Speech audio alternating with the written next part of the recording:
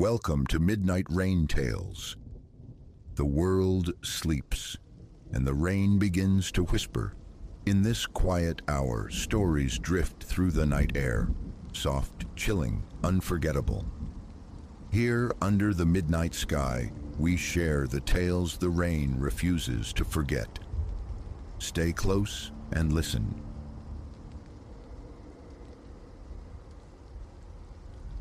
Edifices of age, whispers of the uncanny, such things held little sway over me until desperation led my eyes to a listing, an absurdly low rent in a forgotten quarter of the city. The proprietor, a Mr. Silas, presented a lease for a structure that appeared, at least superficially, sound. Blinded by the allure of solvency, the desire for solitude without financial ruin, I affixed my signature. Little did I fathom the nights ahead, punctuated by rasping sounds from the void above, guarded by an attic hatch seemingly fortified against escape rather than entry. My arrival coincided with a dreary Tuesday deluge. The porch, broad and sagging, greeted me first. Planks yielded beneath my weight, a soft groan echoing the potential frailty of the entire dwelling. Inside, however, stability seemed to return. Walls shed paint like sunburnt skin, yet the floorboards felt firm underfoot. A pervasive scent reminiscent of forgotten novels languishing in a cellar's damp breath hung in the air. I dismissed it. The siren song of affordability drowned out lesser concerns.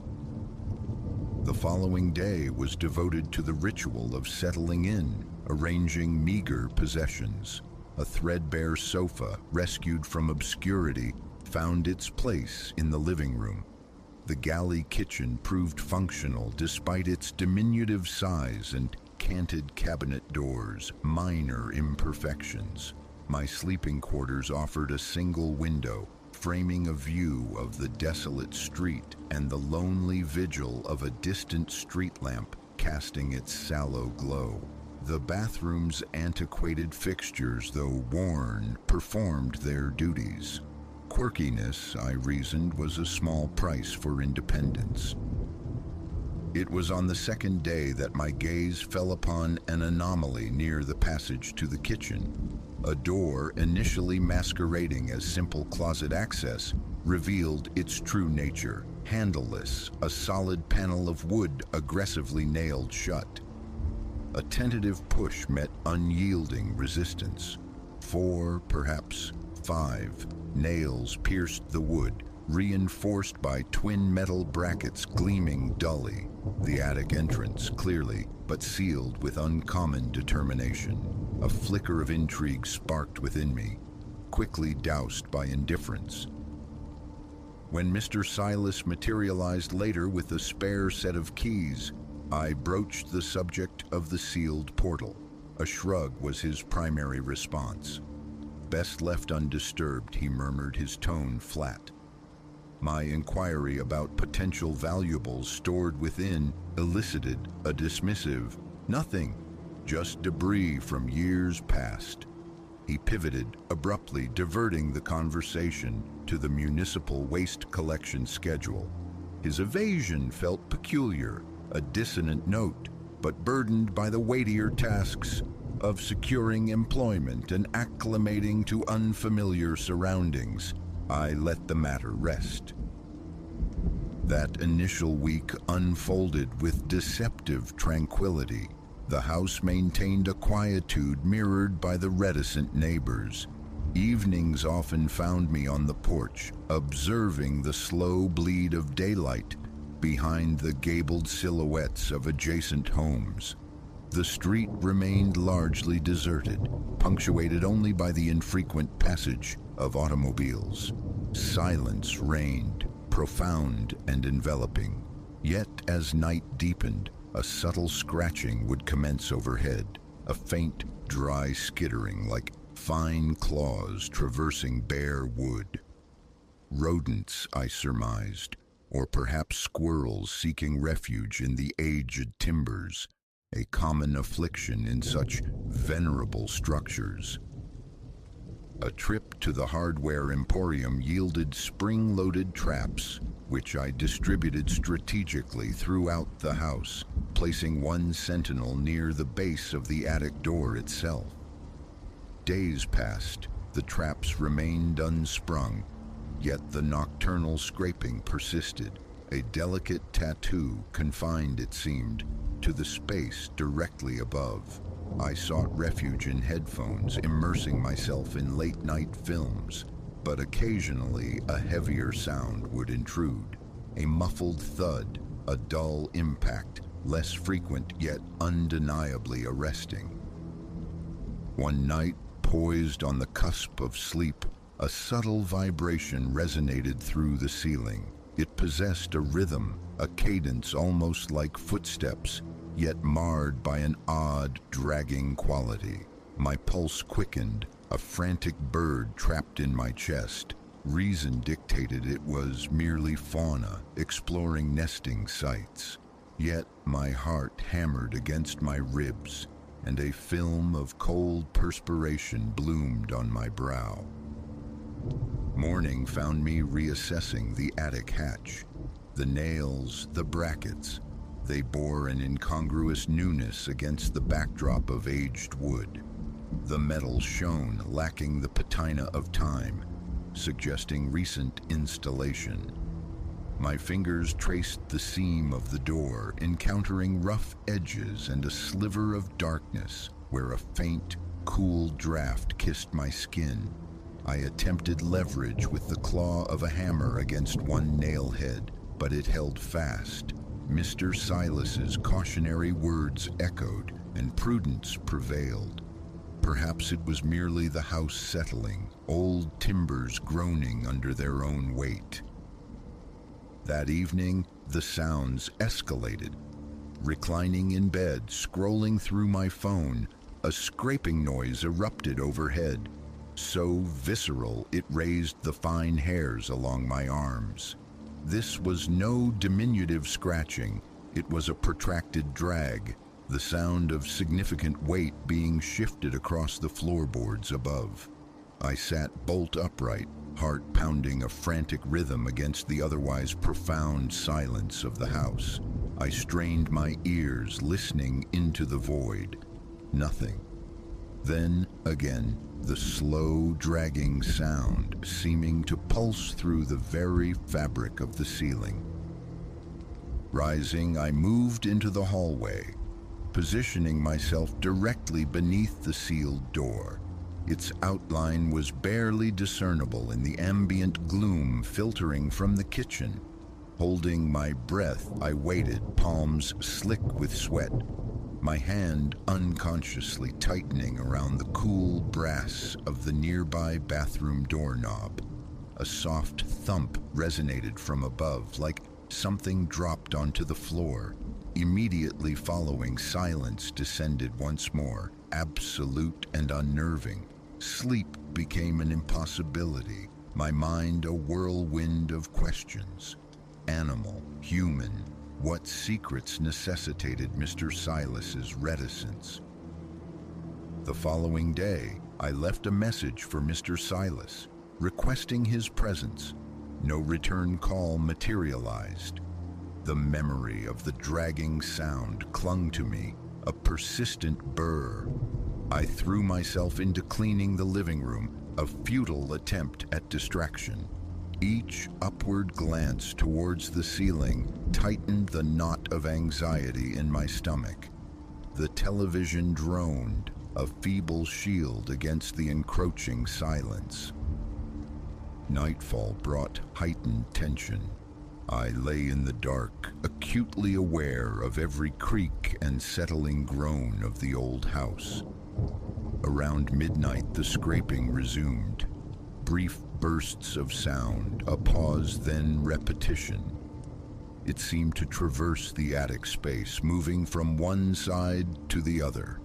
My chest felt constricted, my jaw ached from unconscious clenching. After an hour of this auditory torment, resolve hardened within me. Flashlight in hand, phone poised to record, I advanced towards the hallway. If something resided up there, I needed evidence. Approaching the hatch, a minuscule creak emanated from above. I swept the flashlight beam across the forbidding panel, illuminating only aged timber and the delicate lacework of cobwebs. My free hand explored the surface again. A gentle push confirmed the slight give, but the nails and brackets remained steadfast. The impulse to force entry surged, yet the house fell utterly silent again. I retreated, telling myself I would breach the barrier should the noises recommence. Sleep remained elusive. In the morning, a folded note rested on my kitchen counter. The lock must have failed to catch when I returned. The message read, "Everything is fine. Please don't try to open the attic. I'll handle any issues." Nothing more, no signature. A chill traced its way down my spine. He had entered while I slept, or perhaps during a brief absence. How could he know my thoughts about the attic? My calls to his number went unanswered. I left another message, feigning concern about animal damage, describing the noises. Silence was his only reply. I sank onto the sofa, grappling with the violation of his unannounced entry and a confusing sense of relief. Perhaps he would resolve the matter. Perhaps pest control would be summoned. I attempted normalcy, grocery shopping, exploring a local cafe, but a persistent unease shadowed me. That night, around 11, the sounds began anew. This time, unmistakably, footsteps. Slow, deliberate, pacing footsteps. Not dragging, but measured treads. My heart launched itself against my ribs. Flashlight beam cutting through the darkness, I returned to the sealed door. Vibrations thrummed faintly through the floor beneath my feet. As I illuminated the hatch, a detail previously overlooked seized my attention, making me swallow against a suddenly dry throat. The brackets weren't merely nailed. Thick screws secured them, driven in from the inside. This door wasn't designed to keep intruders out. It was engineered to keep something in. The pacing overhead ceased abruptly, as if the entity above sensed my scrutiny. Possibilities, each more terrifying than the last, flooded my mind. An animal seemed improbable now. Animals didn't pace with such unnerving deliberation. My hands trembled. Enough. I retrieved a screwdriver, hoping to attack the screws from the exterior, but the angle was impossible. The heads resided within the attic space, inaccessible. The door was sealed from the other side. A wave of nausea washed over me as I backed away, heart hammering. Retreating to my bedroom, I locked the door, switched on a small lamp, and spent the remainder of the night listening. Around 3 in the morning, another faint dragging sound whispered through the ceiling. Then profound silence returned.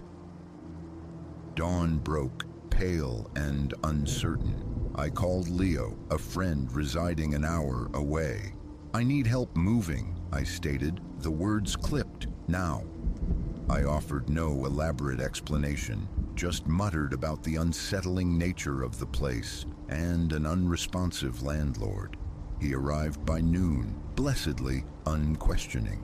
By evening, the bulk of my possessions filled his truck. As we hefted the final boxes towards the door, our gazes simultaneously lifted to the attic hatch. The brackets remained solid and gleaming. Leo let out a low whistle, noting the heavy-duty nails and the visible screw ends. "Ever get a look up there?" he asked quietly. "No," I replied, the single syllable heavy with finality, and I have no desire to find out what is. He simply shook his head. I locked the house, deposited the key on the kitchen counter, and departed without a backward glance. Mr. Silas never contacted me regarding the broken lease or the deposit. Not a word. I found temporary refuge with Leo, searching for a new place amidst the lingering disquiet. Even now, the image of that sealed attic door triggers a visceral tension, a phantom echo of thuds and dragging sounds. I contemplate the landlord's cryptic note, his peculiar investment in maintaining that barrier. Sometimes I wonder if another tenant occupies that house now, perhaps wrestling with the same impulses, tempted to pry open that forbidden space. The thought sends a cold twist through my gut, but it doesn't steal my sleep. My relief at escaping remains paramount. What resided in that sealed space? I cannot say. A large, trapped creature? Something altogether different? Something inexplicable? The truth remains locked away, unknown and unknowable to me. All I know with certainty is this: I will never again inhabit an old house without scrutinizing every shadowed corner, every sealed passage. The memory of that fortified attic door is a permanent inscription on my psyche, a chilling reminder that some thresholds are best left uncrossed. I'd rather bear the cost of transparency, inhabit a space where every square inch is accounted for, than lie awake, listening to the mysteries trapped just beyond the ceiling. Whatever paced and dragged in that darkness remains there still. Its discovery is a burden I gladly leave to others.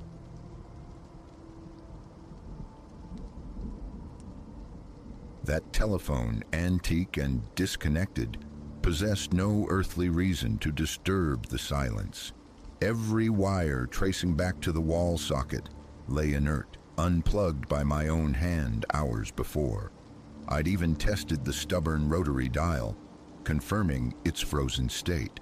Yet, precisely as the digital clock on my monitor clicked over to 2 a.m., its metallic shriek, a sound jarringly loud, ripped from some forgotten noir film, shattered the office quiet. It jolted me from the shallow doze I'd fallen into in my desk chair, exhaustion finally claiming me after a marathon workday. My heart hammered against my ribs, a frantic drumbeat in the sudden stillness. Across the room, bathed in the sickly yellow glow of the single desk lamp I'd left burning, the obsidian shape of the phone seemed to pulse. I remained frozen, suspended in disbelief, willing the impossible sound to cease. It did not. My legs, unsteady as a newborn foal's, carried me across the worn carpet. Each footfall seemed unnaturally loud. A parched, cottony feeling filled my mouth. I realized I was holding my breath, hoarding the stale air. Finally reaching the desk, my hand trembling, I lifted the heavy bakelite receiver. A low, guttural static greeted me, thick and abrasive. Not the clean hiss of a poor connection, but something textured, alive. Beneath it, almost masked, lurked another sound. Breathing. Labored, uneven, ragged gasps, like someone desperately fighting for silence but failing. I waited, the frantic thumping in my chest echoing in my ears. The unseen respiration continued for several agonizing seconds, prickling my scalp with cold dread. Then, faint but unmistakable, a choked whisper slithered through the static. My name, Elias. It sounded strangled, forced through a constricted throat. Hello? My voice was a dry rasp. Silence answered. The line clicked dead. Lowering the receiver onto its cradle, I backed away. rubbing my arms against a sudden, inexplicable chill that had nothing to do with the room's temperature. Rationality scrambled for purchase. A crossed wire somewhere? A bizarre prank call routed through impossible channels. But the phone remained stubbornly unplugged, an island of obsolete technology on my desk. Had I missed a connection? I spun the heavy base around, scrutinizing every angle, tracing the thick, coiled cord that tethered the handset to the body. Nothing. No phantom wires, no hidden power source. Just the aged plastic and metal utterly inert. A knot tightened in my gut, the acrid taste of bile rising in my throat. The impulse to hurl it into the waste bin warred with a paralyzing inertia. I could deal with it tomorrow, I told myself. Daylight would bring clarity. Sleep was paramount. Retreating to the small couch against the far wall, I extinguished the lamp and surrendered to the oppressive darkness, seeking refuge in forced calm. Perhaps 30 minutes drifted by in uneasy slumber before the sound tore through the quiet again. This time, a single sharp, brutal ring. I launched myself upright, fumbling for the lamp switch. Light flooded the room, revealing the phone. Silent once more upon the desk, I watched it, muscles coiled, anticipating another peal. Nothing. A clammy sweat broke out across my skin. The office suddenly felt suffocating, hostile. Enough. My apartment was only a few blocks distant. Locking the door behind me, I fled into the pre-dawn gloom, deliberately shutting down the part of my brain trying to make sense of the impossible. The following morning, fueled by caffeine and residual anxiety, I returned early, determined to dissect the mystery. The phone, a relic salvaged from my grandfather's estate sale, usually served as a quirky conversation piece. Its vintage aesthetic appealed to me. Now it felt like an accusation. Perhaps I'd dreamt it all, a stress-induced hallucination. But the memory of that ragged breathing, the chilling whisper of my name felt viscerally real.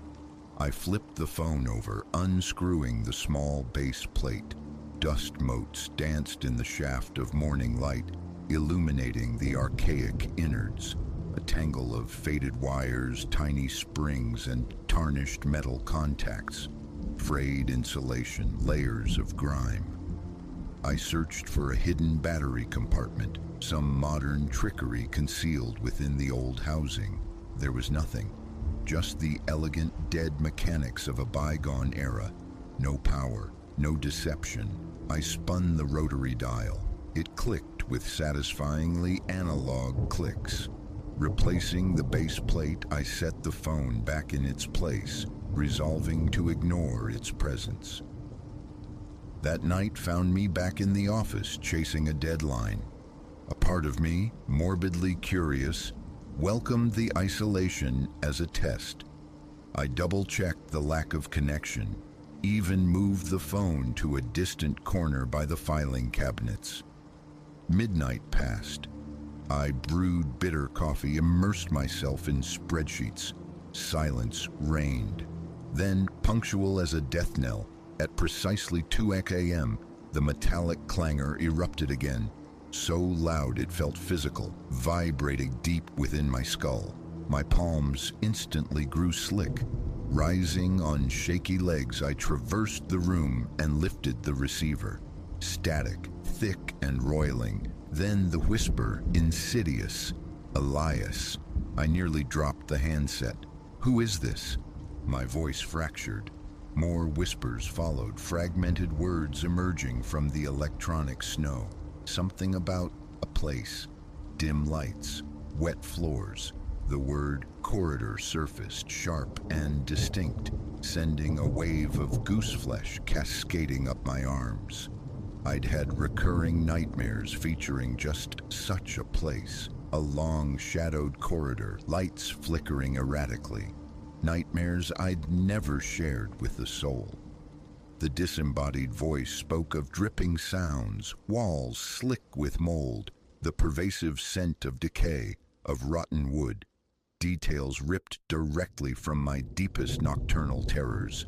My breath hitched. A painful pulsing began in my temples. "Stop!" The word tore from my throat as I slammed the receiver down. I leaned heavily on the desk, hands pressed flat against the cool surface, trying to anchor myself as the room seemed to tilt. My legs felt like water. No sleeping here tonight. I fled again, driving home, lying awake for hours, staring into the darkness, the whispered horrors replaying in my mind. The next morning, I approached the phone with grim determination. I unscrewed the mouthpiece from the handset, extracted the inner workings, and secreted the components in separate desk drawers. The base unit I wrapped in a thick towel, burying it deep within the bottom drawer of a locked filing cabinet. This has to be psychological, I reasoned fiercely. Sleep deprivation. An overactive imagination interacting with an old, possibly malfunctioning device. Maybe residual static electricity. There had to be a logical explanation. Necessity forced me back to the office that night. The project deadline loomed. I tried to focus, banishing thoughts of the entombed phone. Around 1:30 a.m., a faint sound intruded. Scratching. Soft at first, then insistent, emanating from the filing cabinet. Metal on metal. My heart stuttered. I ignored it, eyes glued to my monitor. The scratching intensified, grew frantic. My hands trembled as I rose, unlocked the cabinet, and pulled open the bottom drawer. The towel lay crumpled, unwrapped. The phone base sat near the back, subtly shifted, as if it had writhed free. As I watched, paralyzed, the rotary dial began to turn. Slowly, deliberately, it spun from 0 past 9, then clicked back, stopping at 5. Then again a nonsensical sequence. Each click echoed in the tomb-like silence. My mouth was sandpaper. Blood pounded in my ears. Then the ringer exploded, 3 distinct, piercing chimes. I slammed the drawer shut, gasping for air. The ringing stopped. Jacket grabbed, keys fumbled. I bolted from the office, unable to bear another second within those walls. In my car, I sat for 10 minutes, engine off, staring up at the darkened windows, trying to regulate my breathing, seeing only the faint glow of the desk lamp I'd left on. Silence stared back. The following day was dedicated to exorcism. I retrieved the phone from its metal prison, shoved it unceremoniously into a cardboard box, and carried it down to the service alley behind the building. Lifting the heavy lid of the dumpster, I tossed the box inside. The dull thud as it landed atop refuse bags brought a profound, if temporary, sense of relief. I walked away quickly, not looking back. That evening I stayed home, seeking solace in the mindless flicker of television. Around midnight, my mobile phone buzzed on the coffee table. Unknown number. A jolt of pure adrenaline shot through me. Decline. Minutes later, it buzzed again. Same anonymous caller. I silenced the ringer. A text message notification popped up. Just my name. Elias. My chest constricted. Nausea surged. Another text arrived immediately after. Fragmented phrases, corridor, dripping water. Words echoing the whispers from the static. I powered off the phone, the plastic cool against my suddenly sweating palm. Sleep offered no escape that night. Morning brought the reluctant return to the office. A scan of my desk revealed blessed emptiness where the phone had sat. Relief washed over me, fragile but welcome. I tried to immerse myself in work, but around lunchtime, My gaze drifted to the desk's corner. It was back. No box, no towel, just sitting there in its accustomed spot, looking solid and ancient. My stomach plummeted. Hesitantly, I reached out, my fingertips brushing the cold metal of the bell housing. It felt real. Flipping it over, I saw grime clinging to the base, remnants of its dumpster sojourn, thrown away, returned.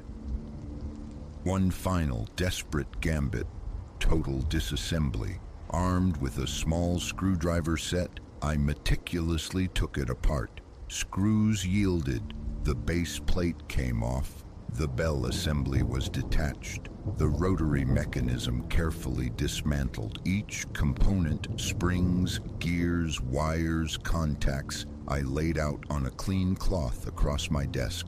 Rusty, inert pieces of metal and plastic, nothing sinister in their separated state. A fragile sense of control returned. I turned back to my laptop. 2 hours later, a sixth sense made me turn around. The phone sat on the desk, fully assembled, upright, as if untouched. Every screw was seated, the dial intact. I stared, breath caught somewhere between my lungs and throat. A tingling numbness spread through my hands. Slowly, compelled, I reached out and lifted the receiver. Instantaneous static, louder now. Then the voice, raspier, slower. Elias. It began to speak of places I'd never been, yet described with unnerving specificity. A derelict house, cracked window panes reflecting a gray sky, a living room choked with dust-shrouded furniture. It mentioned a tarnished, broken chandelier, a specific floorboard that groaned underfoot. Images bloomed in my mind, vivid and unwanted. The voice evoked the smell of damp, mildewed curtains, the sensation of a cold draft snaking around my ankles. Bile rose again. I slammed the receiver down, breathing shallowly, fighting a wave of dizziness. The ensuing days descended into a waking nightmare. The phone rang at unpredictable hours. Ignoring it only prolonged the torment. The dial would spin erratically, clicking like chattering teeth. When I did answer, sometimes I was met with shrieking static that felt like needles in my ears. Other times the quiet whispers returned, delving deeper into the shadowed corners of my psyche, recounting my corridor nightmare with chilling accuracy. The dripping water, the smell of mold, even describing the paralysis that always seized me in the dream. A glacial coldness would envelop me with each call. Sweat beaded on my forehead, trickled down my spine. My hands shook so violently I could barely hold the receiver. Ignoring it became impossible. The ringing simply grew louder, more insistent, echoing not just in the room, but seemingly inside my own head. I tried hiding it in the locked storage room down the hall. Minutes later, its ring would summon me from my desk. Upon unlocking the storage room, I'd find it empty, only to discover the phone sitting placidly back on my desk upon my return. A constant crushing pressure built behind my eyes. One evening, desperate for reprieve, I fled the office early. Back in my apartment, my personal mobile began its own campaign of harassment. Calls from numbers displaying only static, texts filled with cryptic symbols interspersed with those recurring dreadful words. Corridor, water, Elias. Each notification sent my heart rate skyrocketing, my chest tightening, my head throbbing. I resorted to keeping my phone switched off. Sitting in the oppressive silence of my apartment, trembling and utterly depleted. Whom could I tell? The absurdity of the situation, a haunted, powerless rotary phone channeling my nightmares, would guarantee disbelief, perhaps even a psychiatric referral. Subtle changes began to permeate the office environment itself. The air around the desk felt perpetually colder. The overhead fluorescent lights developed an intermittent flicker. Faint clicking sounds punctuated the late-night silence. Sometimes the phone would emit a single aborted ring, followed by the distinct impression of soft footfalls in the empty corridor outside my door. Each time I checked, the hallway was deserted, amplifying my frayed nerves. I became jumpy, my speech occasionally stumbling. Colleagues noted my pallor, my haunted eyes. "Working too hard," I'd murmur, avoiding their gaze. The 2 a.m. ritual continued, relentless, static, my name. A new fragment of description, a peculiar window latch, a stain on a ceiling, the texture of peeling wallpaper in some unknown, decaying place. Each detail felt terrifyingly real, glimpses into a location I felt intrinsically I should never visit. A second attempt at disassembly proved futile. It reassembled itself overnight. Burying it under stacks of files was equally useless. Its ring pierced through the paper barrier. I drove it across town once, abandoning it in a dark, refuse-strewn alley. It was back on my desk when I returned to the office, bearing fresh streaks of grime like trophies. My appetite vanished.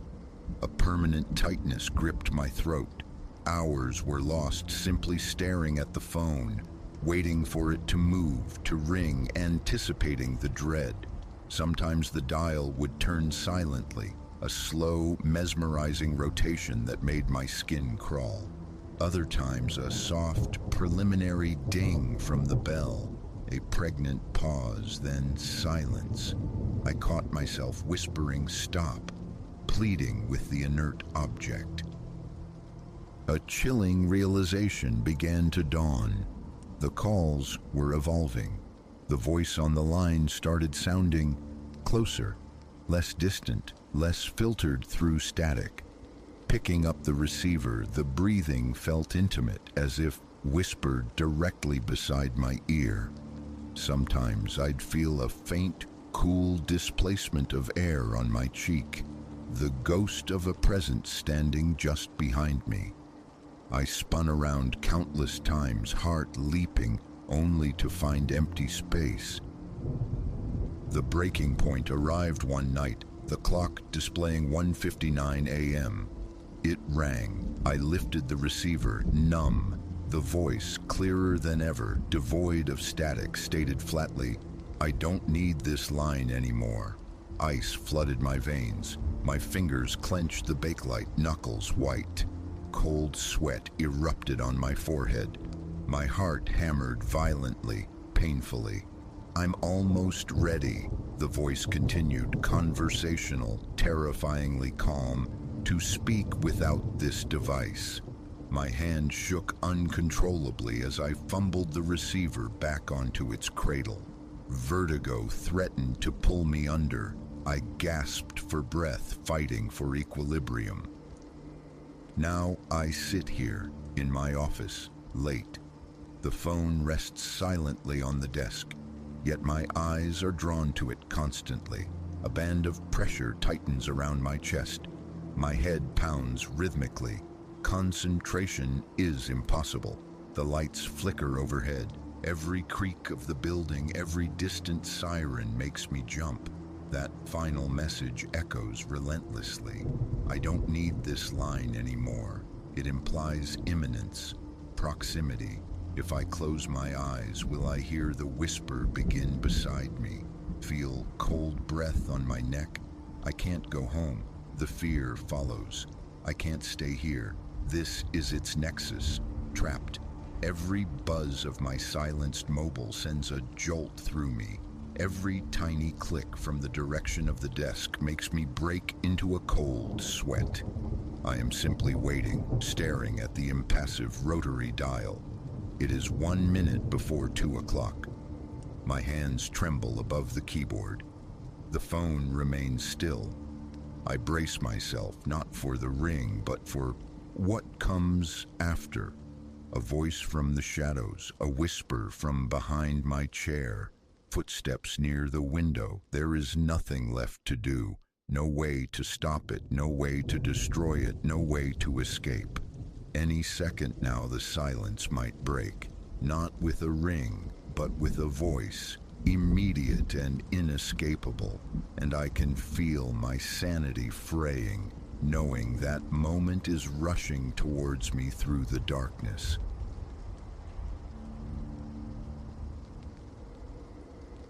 The sigil wasn't quaint, it was a brand, scored deep into the bedroom door's aged wood, screaming its presence into the quiet dark.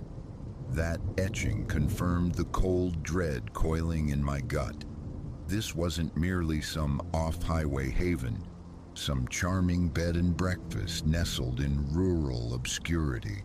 No, this place, Oak Haven, was the nexus of something ancient and unwell, and I, fool that I was, had wandered straight into its heart.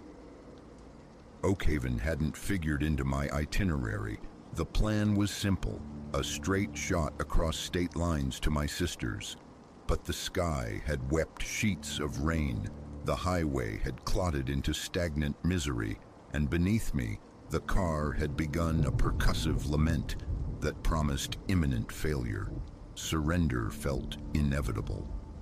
As dusk bled purple and bruised orange across the sky, I rolled into Oak Haven, its main street a tableau of meticulously preserved Americana, tidy storefronts, porch swings swaying gently in the damp air. It felt aggressively wholesome, a postcard image just slightly too saturated. Exhaustion, however, is a potent anesthetic for suspicion. At the street's terminus stood the Hearthstone Inn, a grand Victorian edifice draped in shadows, its porch adorned with unnervingly vibrant flower boxes. A vacancy sign glowed softly, a beacon I steered towards with weary gratitude. The woman who answered the door seemed sculpted from benevolent archetypes. Elara, she called herself. Her silver hair swept into an impeccable bun, her gaze magnified kindly behind spectacles, a faint dusting of flour clinging to her apron like powdered sugar. "Welcome to Oak Haven, my dear," she'd crooned, her smile a practiced warmth. "You look utterly spent. A warm supper and a soft bed are just the thing I imagine." Who was I to disagree? Elara ushered me inside, her voice a gentle current carrying tales of town lore and meteorological woes, and against my better judgment, the tension in my shoulders began to ease. My room was a study in curated comfort, a formidable four-poster bed draped in lace, antique furniture gleaming softly, the air thick with the scent of lavender and pressed linen. "Dinner is served promptly at 7 in the grand dining room," Elara advised, pressing a cool, ornate key into my palm. "Don't dally. Silas is preparing his special Sunday roast tonight." I thanked her, the word catching slightly in my dry throat. A swift shower washed away some road grime, but not the lingering unease. Descending the stairs, I found the dining room already populated, a mix of overnight guests and, I presumed, local residents congregated around a long, polished mahogany table. At its head sat Silas, Elara's husband, a man whose quiet intensity seemed to anchor the room as he expertly carved a joint of meat, releasing impossibly savory aromas. Taking my designated seat, a peculiar detail snagged my attention. Every person present wore an identical amulet, a small burnished silver disc etched with the same unsettling sigil I would later find on my door, a shape like a fractured watching eye. A local affectation, I reasoned, dismissing the prickle of warning. Conversation eddied around me, polite yet probing. They inquired about my travels, my destination, the shape of my life beyond Oakhaven's borders. Lulled by their apparent sincerity, I divulged more than was my habit with strangers. It wasn't until I was navigating my second portion of the succulent roast that a colder realization dawned. Nobody else was eating. Forks lay dormant beside full plates. All eyes, unnervingly focused, were fixed on me, tracking each bite with an intensity that curdled the air. "Is everything all right?" My own fork hovered, suddenly heavy. Alara emitted a tinkling laugh, a sound crystalline and hollow, failing to warm her eyes. "Perfectly fine, dear. We're simply delighted you find the meal so agreeable. We don't often receive travelers passing through Oakhaven." The remainder of the meal dissolved into a hazy progression of feigned normalcy. A profound lethargy began to creep through my limbs, a leaden weight settling behind my eyes. Attributing it to the day's accumulated fatigue and the undeniably rich food, I mumbled my excuses and retreated upstairs. The ascent was a dizzying affair, the patterned runner seeming to writhe beneath my feet. I fumbled my way into the room, the lock clicking shut just as I pitched forward onto the thick duvet.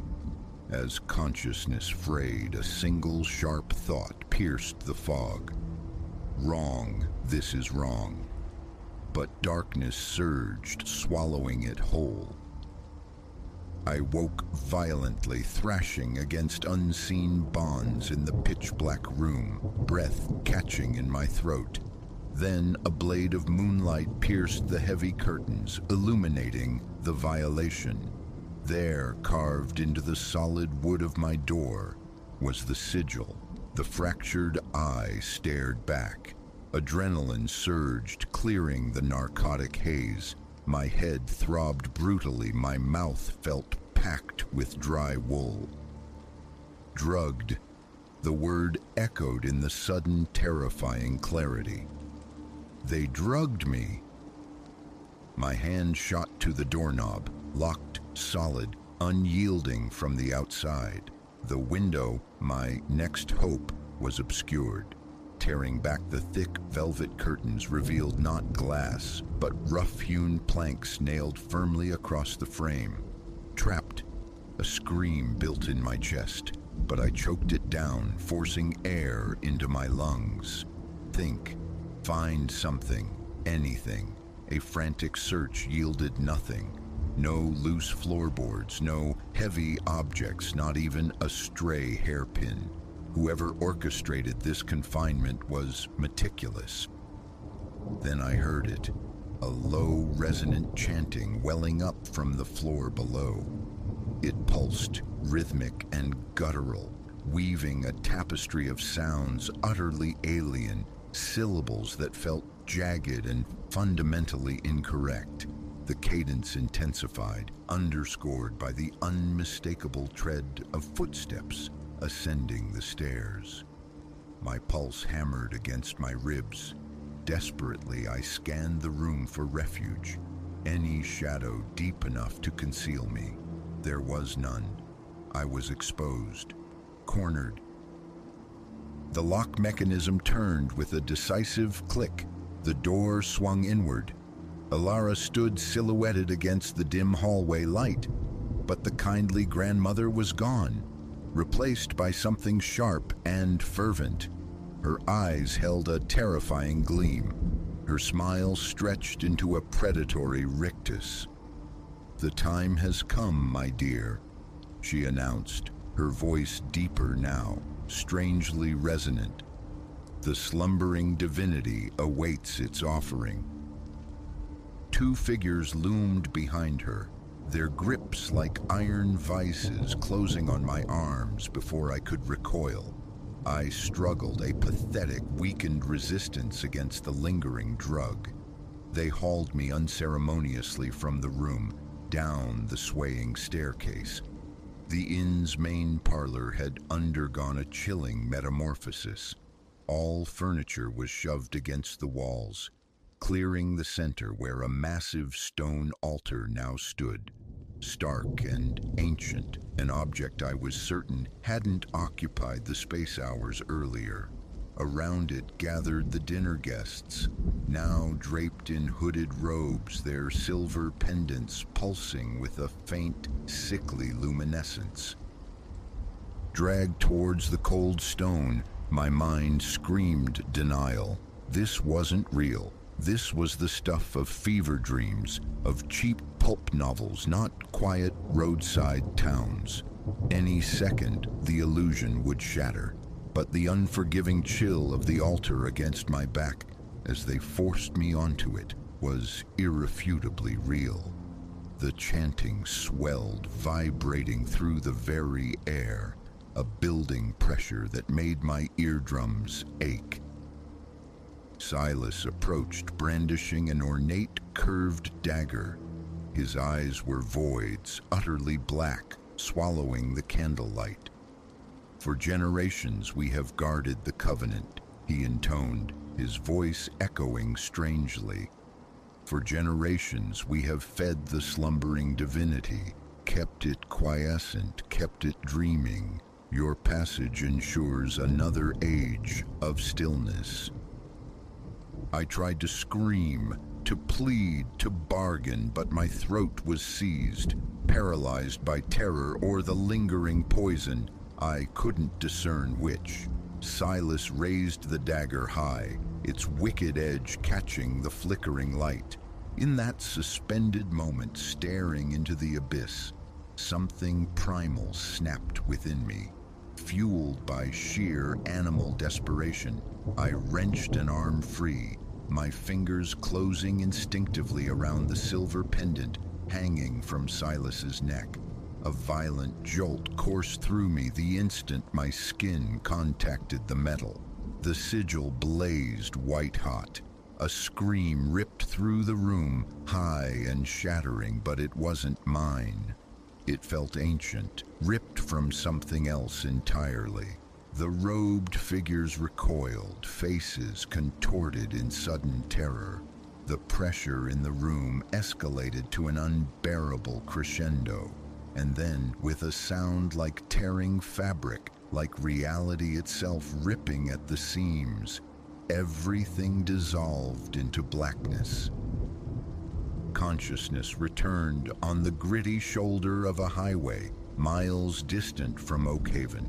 My car idled beside me, humming smoothly, miraculously cured of its earlier afflictions. Of the town, of the Hearthstone Inn, of the cult, there was no trace, no sign that the night's horrors had ever transpired. Yet clutched tightly in my palm, cool now against my skin, was the silver pendant, the fractured eye staring sightlessly. And sometimes, in the deepest hours of the night, when the world is still, I can almost hear the chanting. I never spoke of Oakhaven. Who would lend credence to such a tale? The pendant found its way to the bottom of a distant landfill. I sought anonymity in the urban sprawl, attempting to bury the memory. But the knowledge remains, a cold certainty beneath the surface of things. Behind the meticulously painted facades of sleepy towns, primordial terrors lie dreaming, and sometimes they stir, awakening with a profound hunger. I don't drive long distances anymore. I avoid the quiet byways, the quaint villages, and I certainly never, ever check into charming little bed and breakfasts. You simply never know when your name might appear on the menu.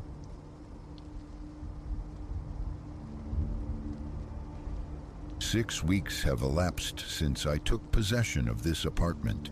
My name is Julian Thorne, and by trade, I am an attorney, a vocation that instills a deep reverence for unambiguous terms, for the solidity of verifiable fact. Before anchoring myself to any commitment, I possess an ingrained need to dissect every clause, every contingency, hence the 3-month odyssey preceding the discovery of this residence. On paper, it was flawless. Proximity to the courthouse, rent that didn't gouge, an interior gleaming with the promise of newness. A veritable coup, I'd thought. Now, however, each night unfurls as a precarious traverse across a chasm separating two dissonant realities. I intend to lay bare the sequence of events, unadorned, unmitigated. The inaugural day unfolded in a marathon of unpacking. Cardboard monoliths yielded their contents. The heft of legal archives and the cumbersome geometry of my antique bookcase exacted their toll on my spine. Midnight approached by the time the last box surrendered its burden. I recall a swift, scalding shower before collapsing onto the mattress, which lay directly upon the floorboards, the bed frame still unassembled. That night passed without incident, swallowed by profound exhaustion. I woke to sunlight and the mundane task of integrating my life into these new walls. The shift occurred on the third night. It began innocuously enough. I stood before the bathroom mirror, the ritual of brushing my teeth playing out under the fluorescent glare.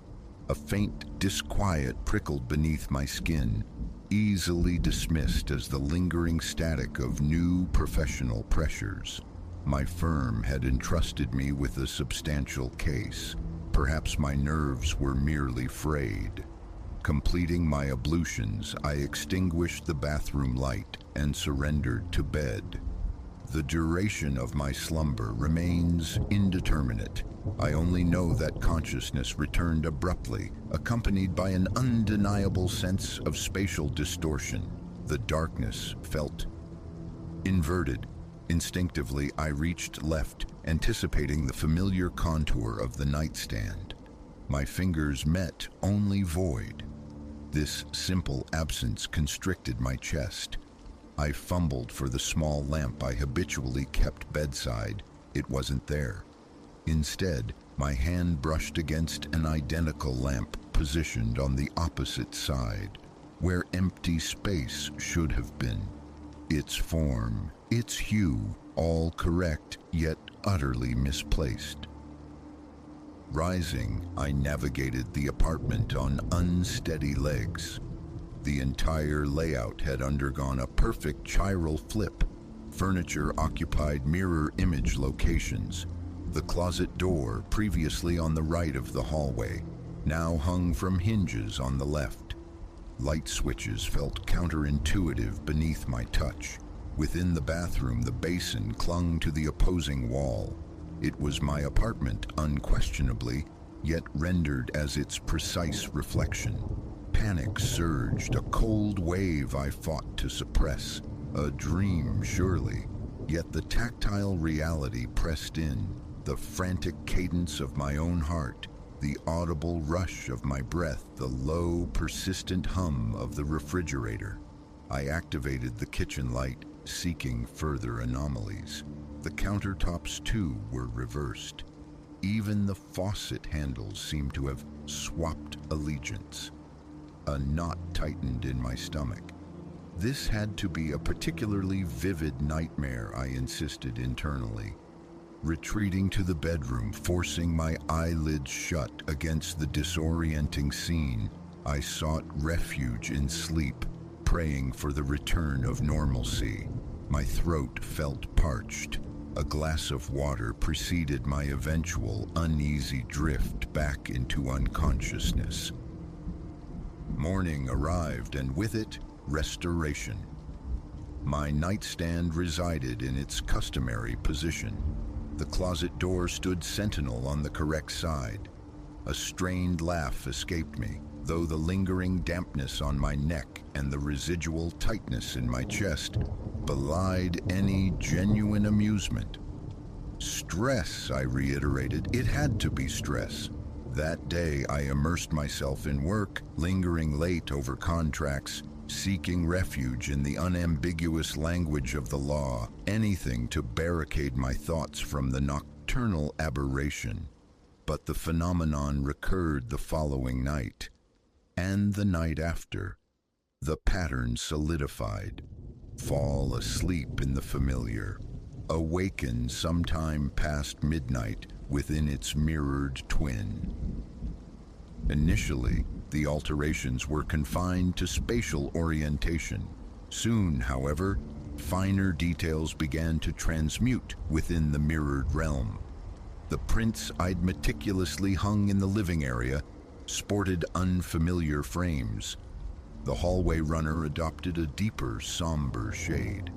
The bathroom tiles revealed a faint, previously unseen geometric pattern. Each awakening became a jolt of cognitive dissonance, heart hammering against ribs, skin growing clammy.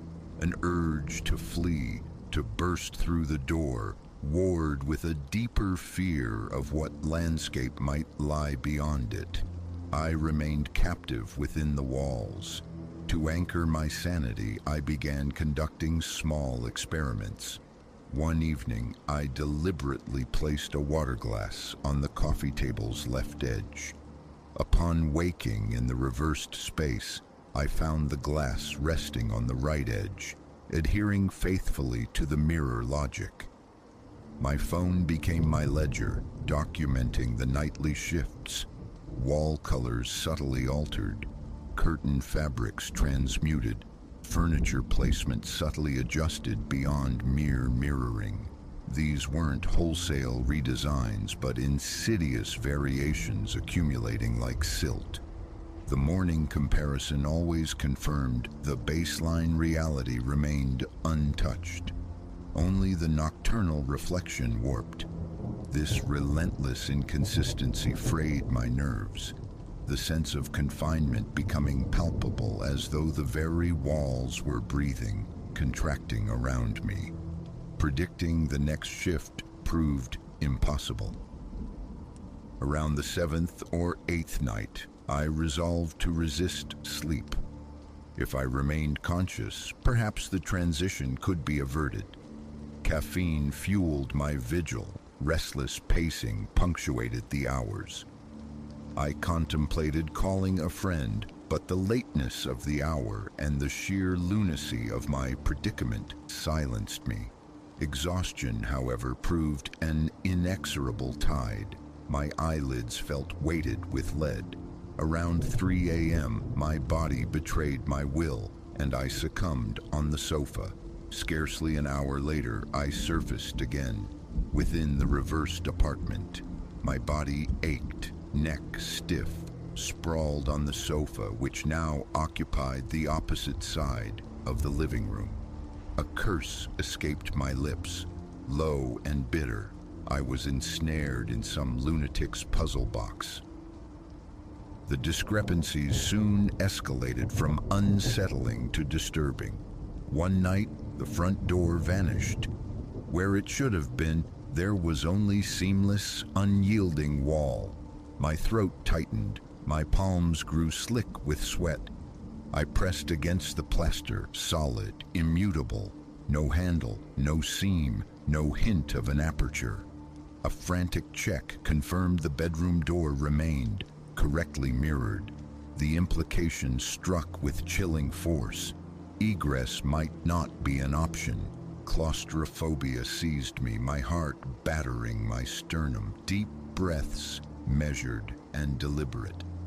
"This ends with morning," I chanted internally. And indeed, the following day, the door stood reassuringly in its proper place. But the memory lingered, a cold premonition. Another night, the windows transformed. The familiar wide rectangles constricted into narrow vertical slits. My carefully hung curtains lay pooled on the floor, rendered useless. Through the diminished openings, I glimpsed streetlights, but their placement seemed haphazard, askew.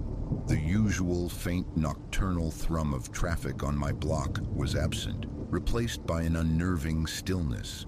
This vacancy amplified my anxiety, evoking the sense of inhabiting a derelict, abandoned echo of my own neighborhood. My body remained locked in a state of low-grade panic, a taut stomach, a tremor in my limbs. I attempted countermeasures. Sleeping pills were procured, secreted in the nightstand, ingested in the hope of achieving oblivion deep enough to bypass the transition. Futile.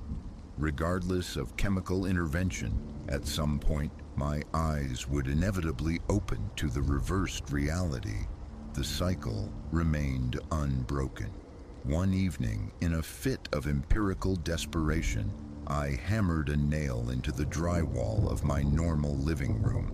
Predictably, upon waking in the mirrored dimension, I found the nail embedded in the opposite wall, precisely where the laws of reflection dictated it should be. The most profound shock manifested roughly 3 weeks into this ordeal. I awoke, surveyed the reversed space, and registered decay. Fine cracks webbed the ceiling, absent mere hours before. Paint along the cornices had begun to blister and peel. A film of grime coated the walls, suggesting prolonged neglect. My furniture, pristine in the waking world, bore a layer of dust. Running a finger across a tabletop confirmed it, lifting a thick, gray residue. My breathing grew shallow, rapid. It was as if this mirrored iteration of my home was aging precipitously, decaying overnight.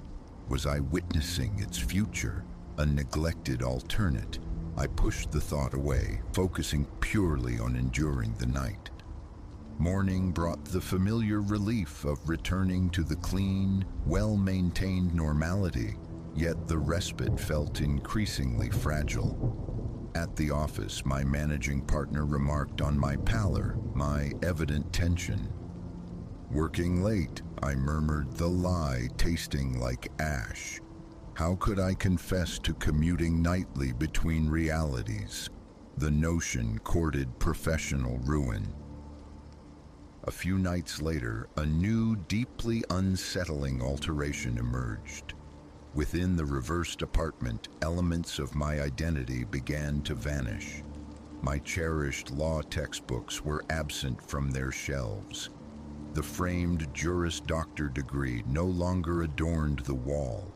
My suits had disappeared from the closet, leaving only barren hangers. In their place, tucked away in drawers, I found generic clothing. Plain t-shirts, nondescript trousers. Nothing bespoke my profession, my history. This erasure of self within the mirrored space was profoundly disorienting. The line blurred. Which apartment constituted the real?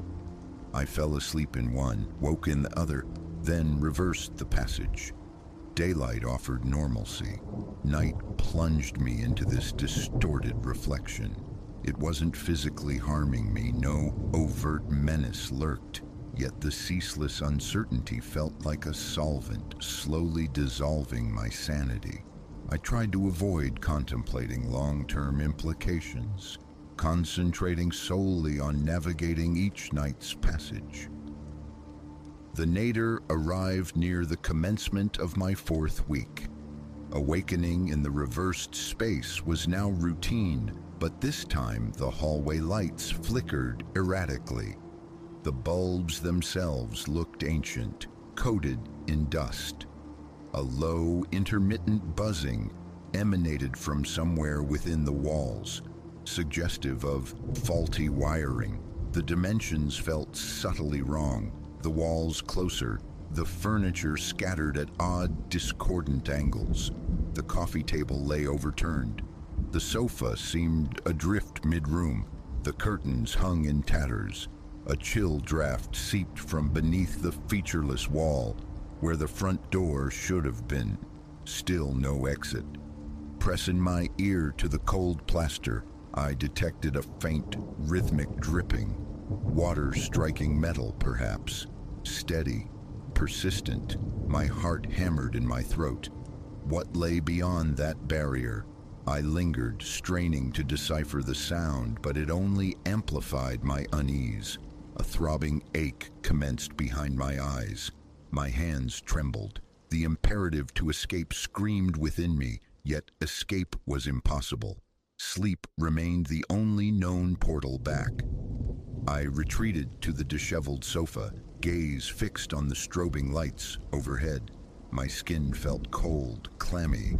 Inhaling slowly, I closed my eyes, striving to impose unconsciousness upon my racing thoughts.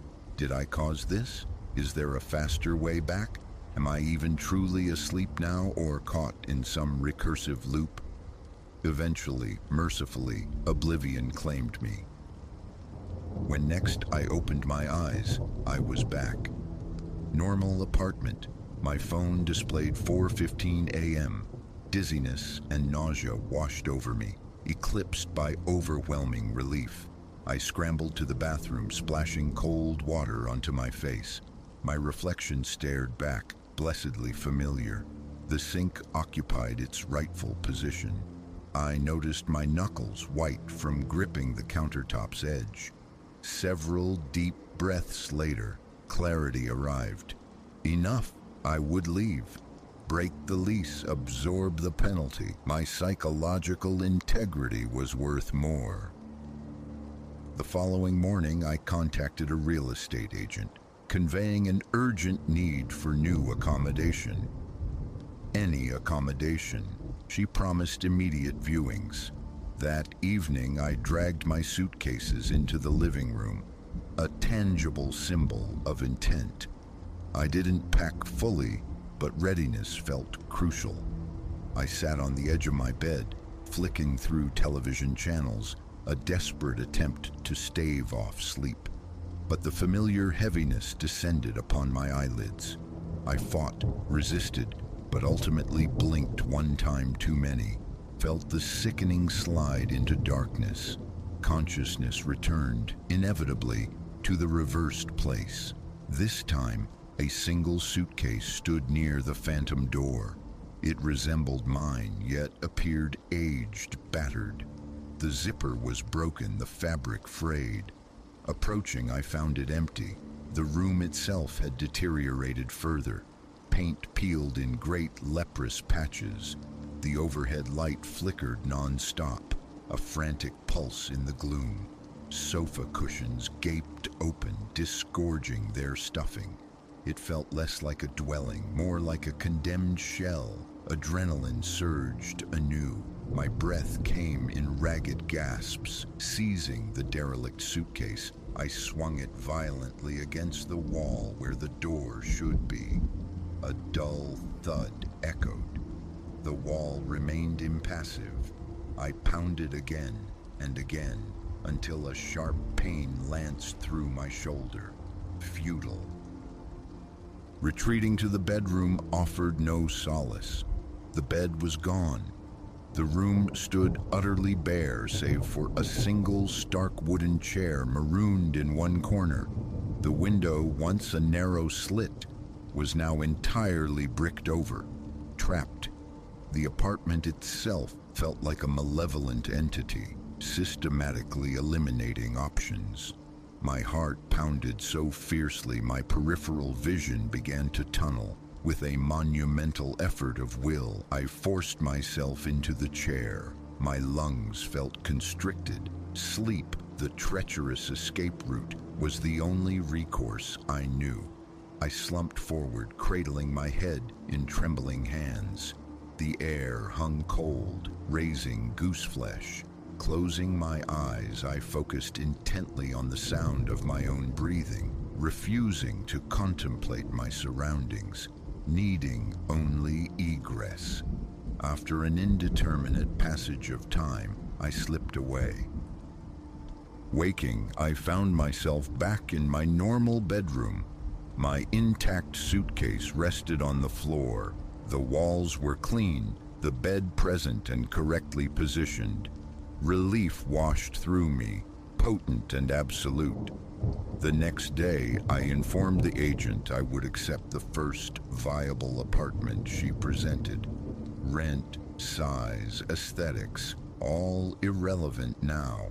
She located a smaller unit in an adjacent neighborhood. Less appealing, undeniably, but sanctuary. I signed the lease that same afternoon. Presently I am packing, methodically, deliberately fueled by caffeine and sheer will. I am attempting to remain awake until every possession is boxed and ready for removal. Whether relocation will sever this bizarre connection, I cannot know. But the attempt is imperative.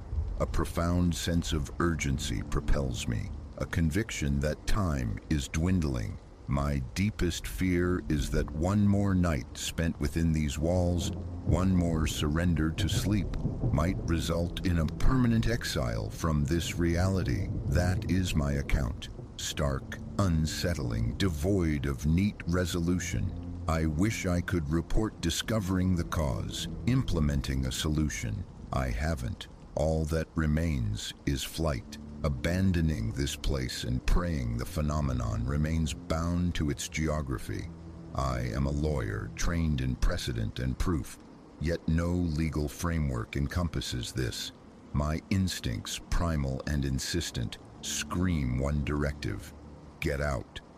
Before sunrise, the truck arrives. I will load it, drive away, and never look back. And should this reversed reality attempt to reclaim me, I will resist with every fiber of my being. Another night here is unthinkable. That is the entirety of my plan. May it be sufficient.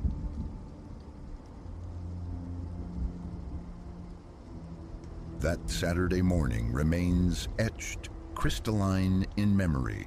I was wrestling the old house into submission, a battlefield of demolition.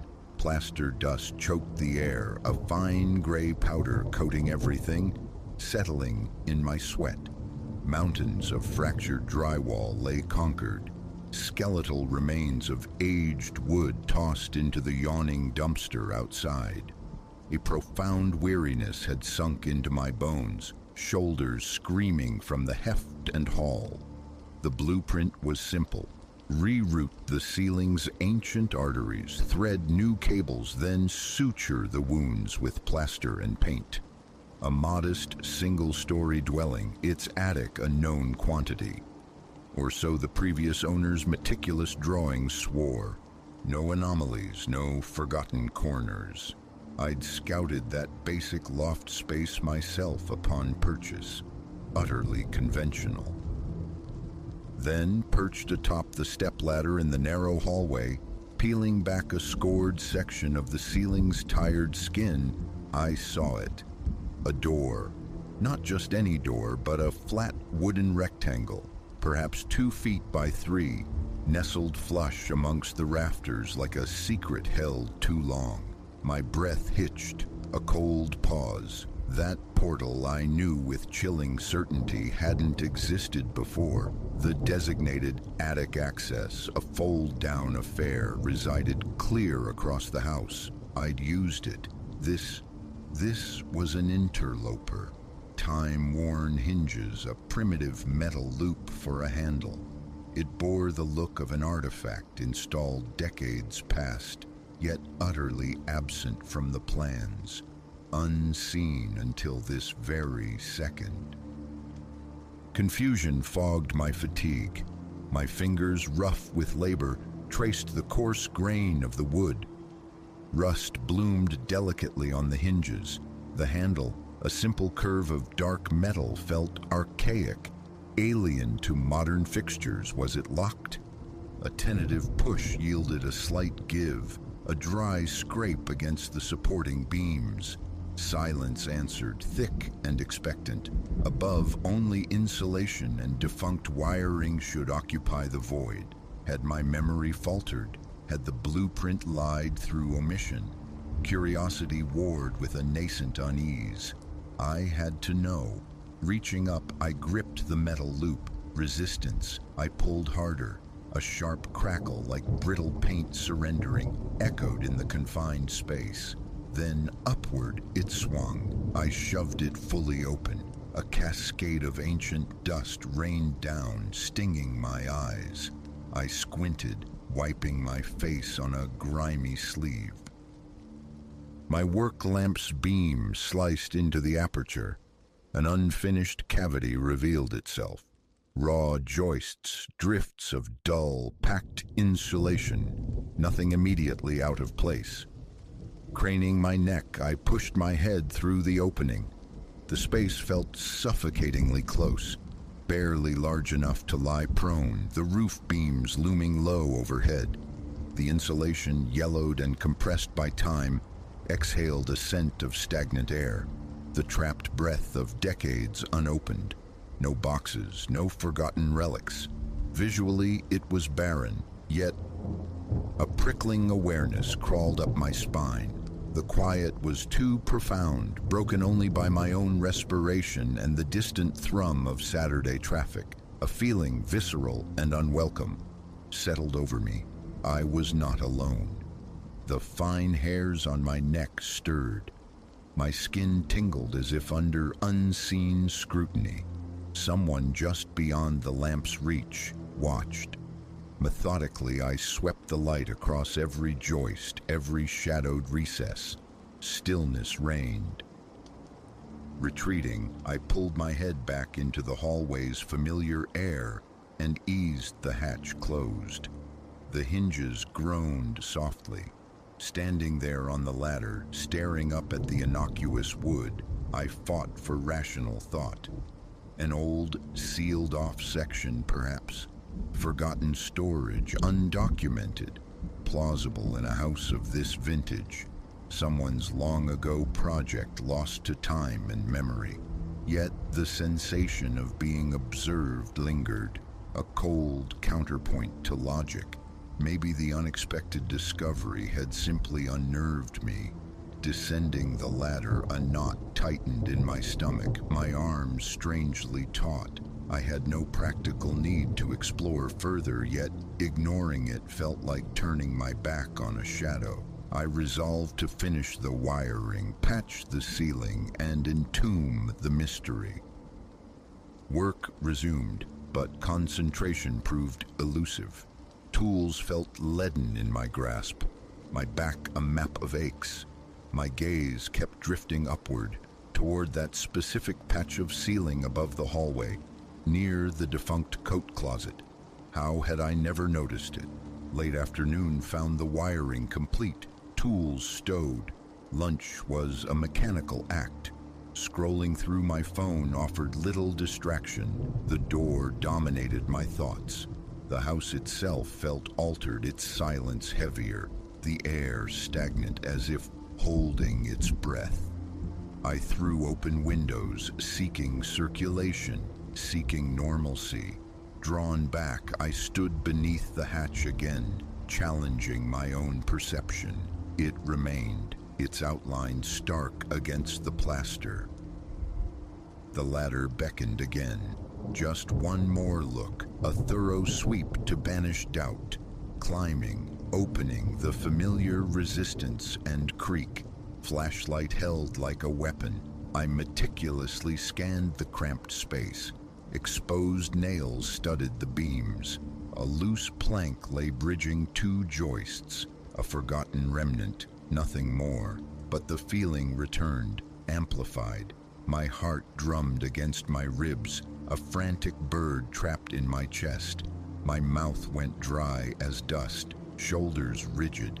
To shatter the oppressive silence, I spoke, the words sounding hollow, absorbed by the dead air. "Anyone here?" The void offered no reply. A chill traced its way down my spine. Pulling back, I slammed the hatch shut, fumbling with a small, tarnished latch I hadn't noticed before on its side. It clicked into place with unnerving finality. Down the ladder, wiping sweat from my brow, I commanded myself toward calm. Just an attic space. Seal it tomorrow, drywall over the memory, forget. but the wrongness persisted, a discordant note in the house's quietude. Evening descended, a solitary sandwich, a cold beer, rituals meant to soothe, yet offering no solace. Pacing the house, inspecting my progress, the renovations seemed trivial now. The dwelling felt different, watchful. Faint sounds, a settling creak, a whisper-soft tap, snagged my attention, only to evaporate upon focused listening. My eyes were magnets, drawn constantly ceilingward. The prickling sensation returned, eyes on my back. The knot in my stomach cinched tighter. Sleep seemed the only escape, a temporary surrender. Night offered no refuge. I surfaced from sleep multiple times, convinced of soft footfalls overhead, a faint, dry scraping. Lying rigid in the darkness, breath held captive, heart pounding a frantic rhythm against the silence. The sounds were barely there, ghosts of noise. The house settling, surely. Old timbers groan, yet perspiration slicked my skin. The urge to investigate warred with a potent reluctance to face that door again. Foolish, nervous, eventually, sleep reclaimed me, though it was a thin, troubled veil. Morning brought resolve. Armed with a crowbar and a square of plywood, I intended obliteration. One final ascent, one last glance into the maw, ladder, hatch, flashlight beam probing the familiar emptiness, unchanged, no sign of disturbance, yet the tension remained, a physical pressure in my chest. A bitter taste coated my tongue. My palms were damp, my grip white-knuckled on the ladder's rungs. Closing the door, I drove screws through the plywood, anchoring it firmly against the ceiling below, sealing the portal shut. Done. Final. But the house knew. As I worked elsewhere that day, focus fractured. My ears strained for sounds from above. In the bathroom, my gaze drifted to the ceiling corners. A subtle draft, previously unnoticed, touched my skin. Nerves, I insisted. Finishing a wall, paint fumes thick in the air, I took a break. A call to a friend, a forced normalcy. I mentioned the odd hatch, framing it as a quirky discovery, omitting the spectral unease. Old houses, he'd chuckled, full of secrets. The mundane conversation was a brief balm. Hanging up, the silence rushed back in, bringing the tension with it. Late afternoon, a distinct, soft tap. I froze mid-stride in the hallway, listening intently from above. My gaze locked onto the plywood shield. Silence stretched, then another tap, faint, deliberate, like a single fingertip against the wood. I retreated instinctively, chest constricting, neck muscles cording. My pulse hammered in my ears. Explanations flickered, heat expansion, a phantom branch. But no trees grew near that roofline. Music blared, a futile attempt to drown the silence. Outside, I circled the house, scanning the roof. Nothing amiss back inside, a quick, tasteless dinner. Avoid the hallway, but its presence radiated, a cold spot beneath the sealed door. Eyes felt whenever I passed. My throat constricted. Water did little to soothe. My fists clenched, unclenched. Raw tension thrummed beneath my skin, reasonless and profound. That night surpassed the others. I woke drenched in sweat to a delicate scraping sound, emanating unmistakably from the hallway. Sitting bolt upright, heart a frantic drum solo. Light flooded the room as I rose, legs feeling like lead weights. In the hallway, the plywood remained.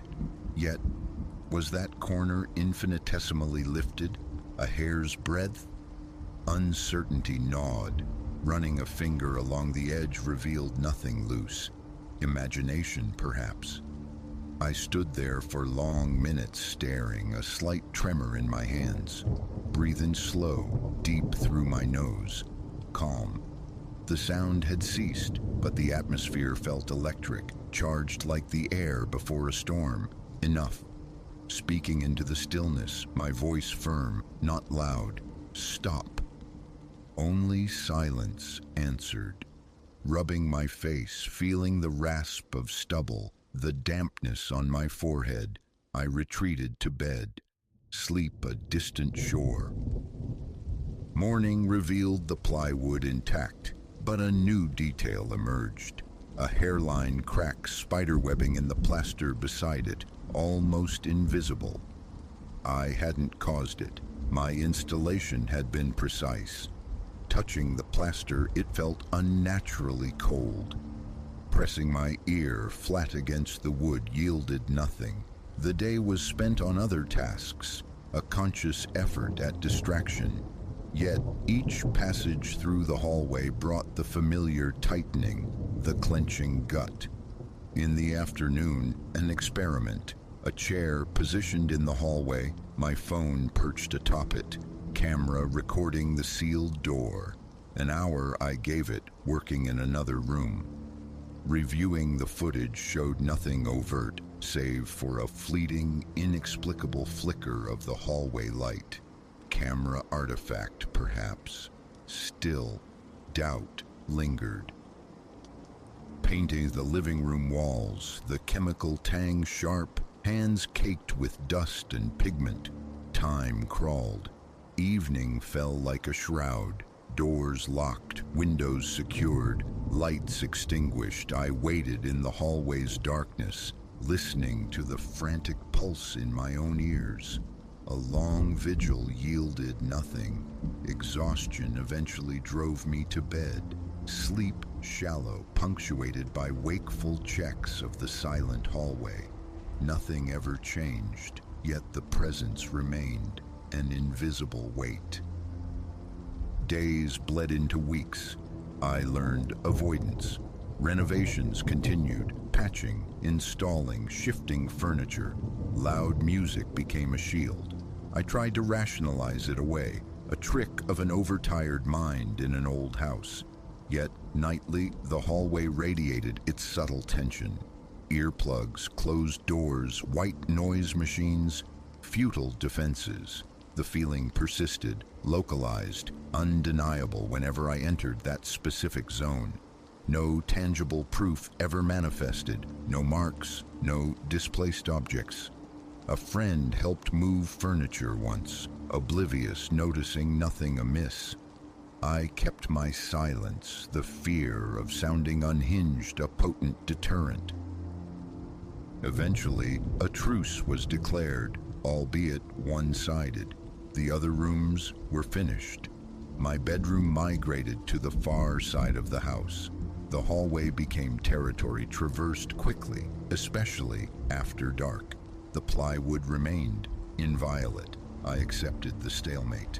The feeling persisted, a low hum of being watched, but nothing escalated beyond that sensation, the occasional phantom tap. Life demanded normalcy. A tall bookshelf found its home directly beneath the sealed hatch, obscuring it from casual view, breaking the line of sight. I rarely lingered there now. Sometimes faint sounds might drift from that direction, but investigation was off the table. My focus remained resolutely on the tangible. Time has passed.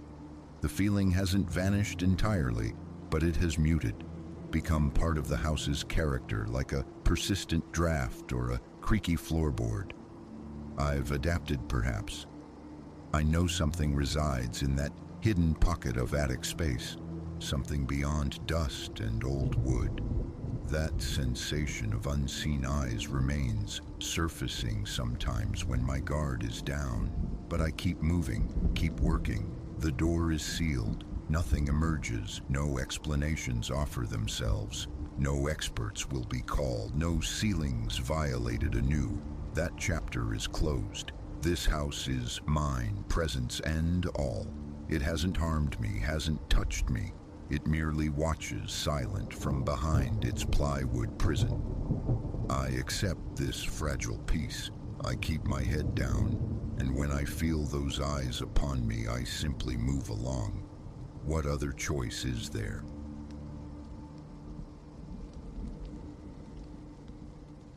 Never did I imagine a simple foray into the ether, a dalliance with radio waves, could unmoor me so profoundly. For years, my little sanctuary of sound, a room cobbled together with foam, baffling, and second-hand gear, served as a private stage, a diversion for myself and the few scattered souls who might drift across my signal. Static anomalies, the phantom morse of unexplained clicks in the deep hours. These were familiar ghosts, impersonal and fleeting, until the voice, coaxed from the low-frequency mire around 3 in the morning, it spoke my name.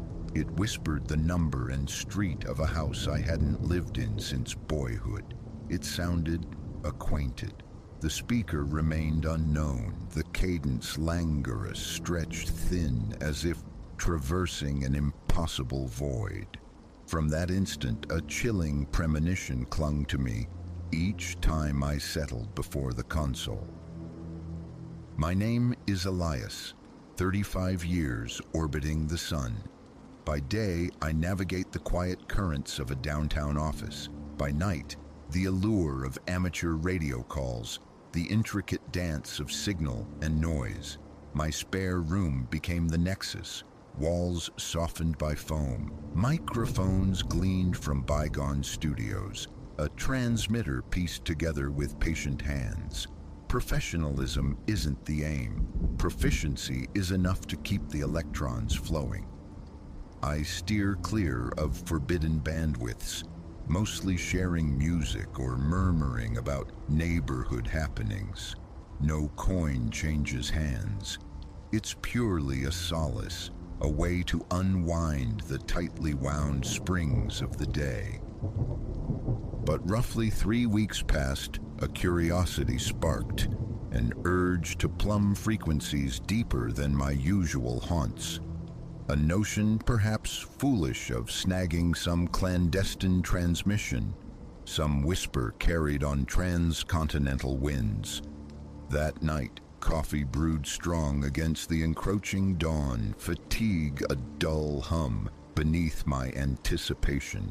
Clad in worn sweatpants and a faded tee, I sank into my protesting chair, headphones cupping my ears. Around 2:45, the sweep began, a meticulous crawl through the lower spectrum.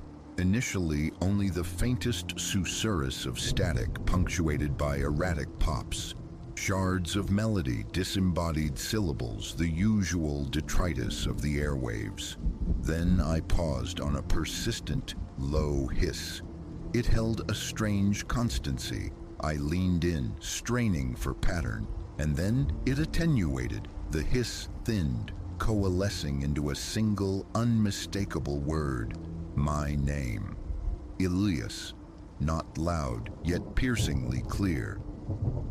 A tremor ran through me, muscles clenched involuntarily. Imagined, I thought, a phantom echo in the tired mind. Seconds stretched, taut with silence save for the frantic percussion in my chest. Sweat beaded coolly on my brow. The voice returned. Elias. I ripped the headphones off, gaze fixed on the impassive console, my own pulse thundering in my ears. Slowly, cautiously, I slid them back on. Again, my name. Then, a relic exhumed from my history, the street where childhood unfolded, abandoned at 18. What possible conduit could deliver such knowledge across an arbitrary frequency? My scalp tightened, a peculiar glacial fear creeping inward. My mouth turned to dust. I scanned the shadowed corners of the room, half expecting an intruder. Nothing. Only the familiar clutter of my haven. Frantically, I spun the dial, seeking refuge on a different band. The voice dissolved, swallowed momentarily by a surge of static. I exhaled, a ragged attempt to regain composure, but then, amidst the white noise, it resurfaced. Elias, it insisted, tinged now with urgency. I slapped the transmitter switch off. Silence descended thick and absolute, amplifying the sound of my own unsteady breathing. My fingers trembled against the cool metal of the console. Rising, I walked stiffly to the kitchen, poured water with an unsteady hand, and drank. A prank, I told myself, clinging to the improbable. Some neighbor, a radio mischief maker. The logistics felt impossible, yet no saner explanation offered itself. Sleep, when I finally sought it near 4, proved elusive. The voice replayed itself, that low, almost featureless tone, imbued with a vast, echoing distance. Each mental echo of my name sent a sharp pang through my chest. Who possessed that specific memory, that address? My parents had long since moved. The place was a fossil, never mentioned in my broadcasts. I wrestled with the sheets until the first gray light seeped through the blinds, finally succumbing to a thin, troubled doze. Waking felt like surfacing from murky depths, body leaden, eyes burning. Work was a fog. The familiar tasks felt alien, my focus continually snagged by the memory of that transmission. I dissected the sound in my mind, the peculiar hiss that heralded it, the void-like static cushioning it. A colleague inquired if I was unwell. I offered only a shrug, a mumbled excuse about a rough night. Explaining felt like confessing to madness. I stared blankly at my monitor, forcing myself through the hours. That evening, a profound reluctance slowed my steps towards the studio door. The foam panels seemed inert, ordinary. Flicking on the overhead light, I surveyed the dials and switches. Silent sentinels. Last night's coffee mug sat accusingly, its contents cold and murky. I resolved to keep it simple. A brief broadcast, local tidbits gleaned from the paper. Settling in, I adjusted the frequency to my usual spot, cleared my throat, spoke into the microphone. My voice betrayed me, cracking with an unfamiliar tension. Unease coiled in my gut. I pushed onward, reciting traffic updates, a note about the hardware store sale. The broadcast trickled out over perhaps 30 minutes. Finished, I silenced the mic. My hand hovered near the frequency dial, but before I could move, the static swelled in my headphones, a sudden, rushing tide of noise. My pulse leaped. I froze. Beneath the roar, something shifted, a low, resonant hum emerging from the depths. I pulled the headphones slightly away, yet the sound persisted, faint but undeniable. The voice was embedded within it, words indistinct. I twisted the dial rapidly, jumping frequencies. The static's pitch warped, but the hum remained, a tenacious shadow clinging to the signal. Tearing the headphones off completely, I fled the room, pulling the door shut behind me. I scrubbed my face with both hands, feeling the tremor in my fingers. A bitter taste coated my tongue. Sleep offered no sanctuary that night. Twice I woke near the witching hour, drenched in sweat. A nightmare lingered. I stood in a corridor swallowed by darkness. Before me, a figure composed of roiling static, a human silhouette woven from interference. With each hesitant step it took towards me, the hissing intensified. No face was visible, yet I felt its gaze locked onto mine. My heart hammered against my ribs. I tried to retreat, but my feet were led. The figure extended a hand, static coalescing into the faint suggestion of fingers. Its head tilted. The swirling patterns around its face began to morph, disturbingly resolving into my own features. Then it spoke. My words from the earlier broadcast, recited back to me, perfectly mimicked. I woke gasping, lungs burning, sheets clinging damply, sitting bolt upright, hands shaking, breath coming in ragged bursts. I fumbled for the bedside lamp. Its familiar glow offered scant comfort. I snatched my phone, scrolling aimlessly through feeds, desperate for distraction. My mouth was parched, my heart refusing to slow its frantic rhythm. Sleep eventually reclaimed me around 5, only for the alarm to wrench me back to consciousness at 7. The ensuing days were fraught. Low frequencies became forbidden territory. I clung to my standard broadcast range, yet the haunting wasn't entirely banished.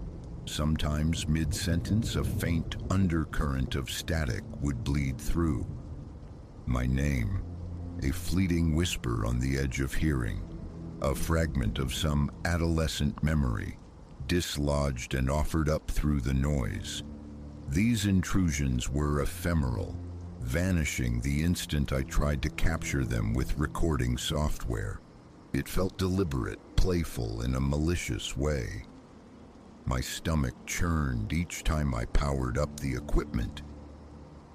One afternoon, driven by a desperate need for control, I began dismantling parts of the setup. I swapped cables, meticulously checked grounding wires, inspected the antenna perched on the roof. No fault, no sign of tampering. Everything appeared normal, functioning within expected parameters. Reassembling it, I tested the system that evening. The moment I tuned towards the lower bands, the static surged, and through it, the voice drifted chillingly clear. "Elias, you can't hide." Panic seized me, a cold fist clenching around my chest, stealing my breath. I killed the power instantly, retreating to the living room.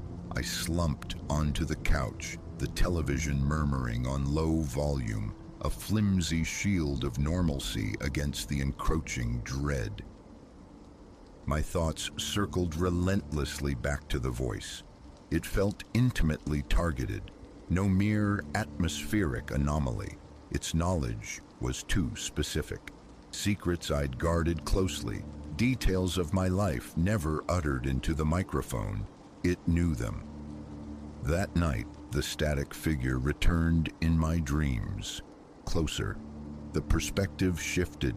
I saw myself at the console, hunched over the mic. The figure stood directly behind me, a hand of interference resting on my shoulder. The static crept like frost around my face, blurring into my hair.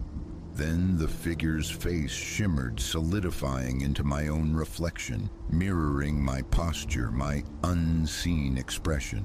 I woke with a jolt, heart pounding like a drum against my ribs, skin slick with cold sweat, prickling with goose flesh. I sat on the edge of the bed, hugging my arms, trying to anchor myself in reality. The studio became a place I entered only reluctantly, bathed in the unflinching light of day. Even then, vigilance was constant. I repositioned the chair for a clear view of the door. My head swiveled at the slightest noise. Imagination ran rampant.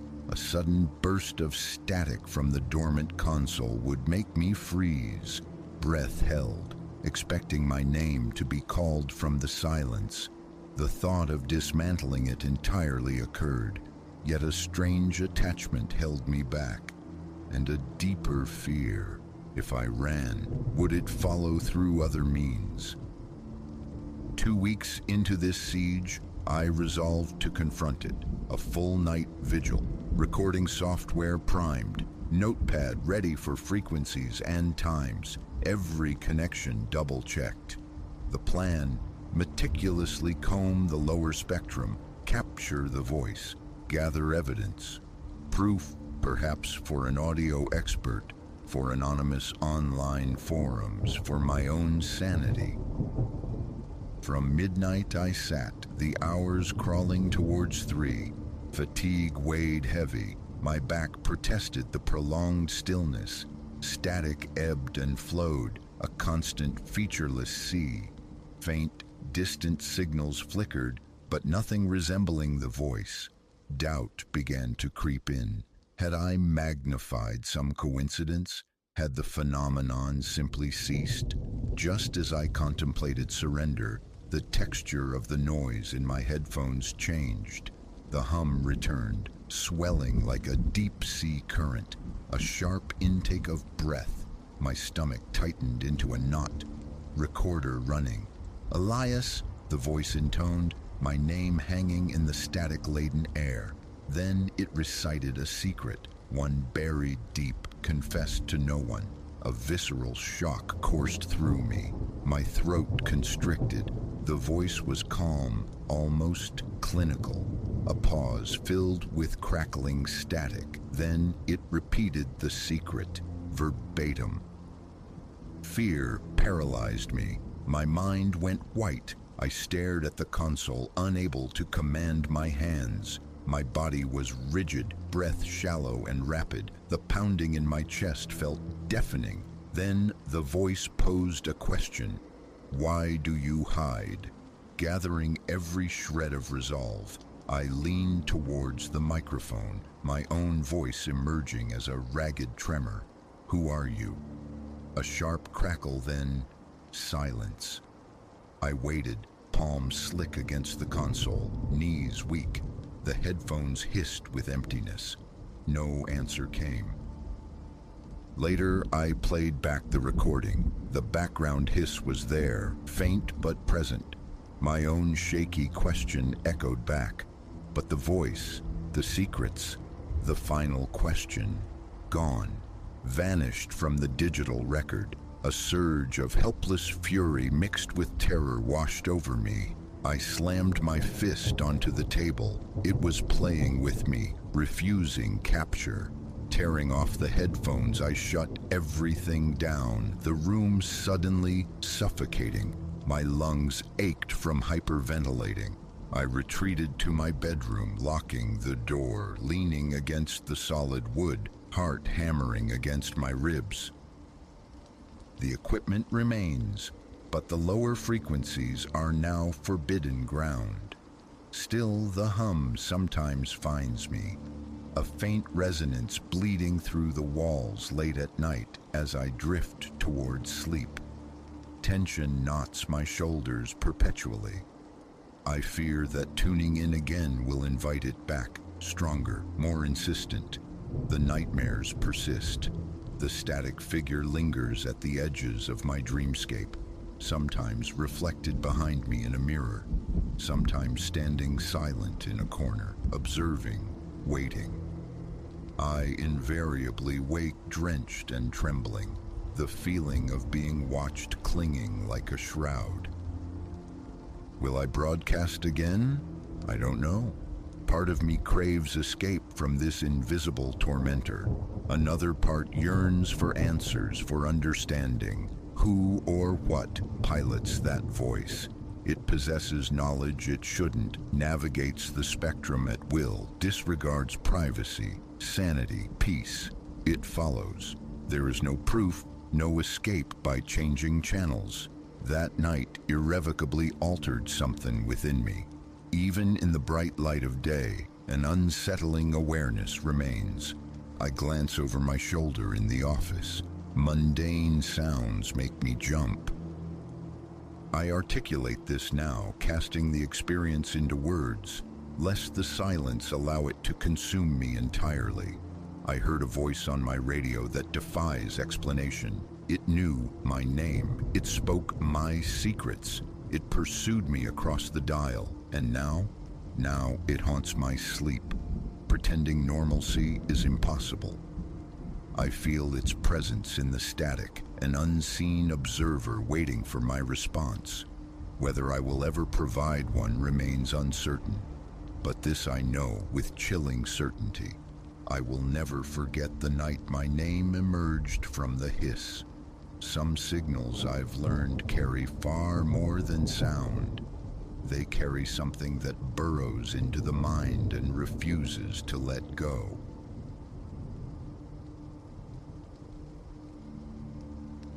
The rhythmic snap-crackle of desiccated leaves beneath Elias's boots ceased. He stood statue still, a glacial chill seizing his veins. There, imprinted in the soft loam of the clearing, his haven established mere hours before, lay alien tracks. Not his. Someone, something, had trespassed during his brief absence, and the woods, suddenly choked silent, felt unnervingly attentive, as if unseen eyes tracked his every tremor. Elias had long courted the wilderness, a devotee of solitary trails. He reveled in the quiet communion, the sharp tang of self-sufficiency, a potent elixir. A liberated week beckoned, and the ancient spine of the Appalachians called. He answered gear-shouldered, venturing beyond familiar paths, drawn deeper into the mountain's untamed heart. 2 days dissolved into sun-dappled tranquility. Autumn air, crisp and fragrant with pine resin and the sweet decay of foliage, filled his lungs. His pace was strong, eating up miles. By the third sunset, civilization was a distant memory. No human sign had crossed his path since the previous dawn. He discovered it then, a sanctuary nestled beside a chuckling stream, walled by sentinel pines. Tent pitched, kindling gathered, the promise of dinner warming him. Only then did he recall the water filter left streamside. A minor errand, a 5-minute stroll, nothing more, or so he presumed. Returning, the gentle peace that had settled over him fractured, then vaporized. An unseen discord hummed in the air. Before his eyes registered the cause, instinct screamed, a primal prickling along his spine. Footprints, stark against the damp earth near his tent. Impossibly large, deep impressions dwarfing his own boot marks. They hadn't existed minutes ago. Rooted to the clearing's edge, Elias scanned the perimeter, the familiar woods warping into a labyrinth of menacing shadows. Silence pressed in, broken only by the frantic drumming against his ribs.